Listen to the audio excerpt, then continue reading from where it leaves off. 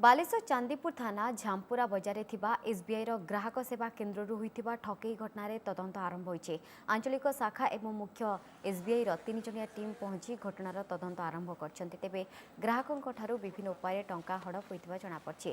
सेबडे जनसेवा केन्द्र रे कार्य करथिबा कर्मचारी मालिकों अजाणତରେ एसबु करथिबा से कहछन्ते। एहासह तदंत परे जदि केही ग्राहक ठकामीर शिकार होइथिबा जणा पड़े तेबे सेमानक टंका फेराजिबो बोली से प्रतिश्रुति दैछन्ते।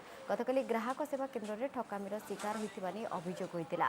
गीतांजलि सिंह नामक जने महिला चांदीपुर रास्ता झामपुरा एसबीआई ग्राहक सेवा केन्द्र में 2016 मसीह अकाउंट खोली निज अकाउंट में से 39,900 टंका रखिथिले। तेबे टंका उठाइबाको गला बेले अकाउंट रे किछि नथिबा से जानिबाको पाइथिले।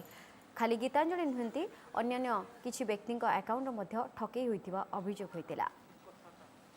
झापड़ा हाटर बैंक खोला होता मुझे पैसा रखी गोरु छाड़ी बिक्री करके जहाँ पार्ली से गुछे रखी मुझे पैसा उठे गली कहला ना तुम आधार आंगुली हो ना 2 दिन घूरेला 3 दिन बेलू मुझे बड़ बैंक आसिली बड़ बैंक देखिए मुझे देखिली बही रे पैसा ना मोर रोली मोर सप्य जड़े रखी गोटे झील को रखी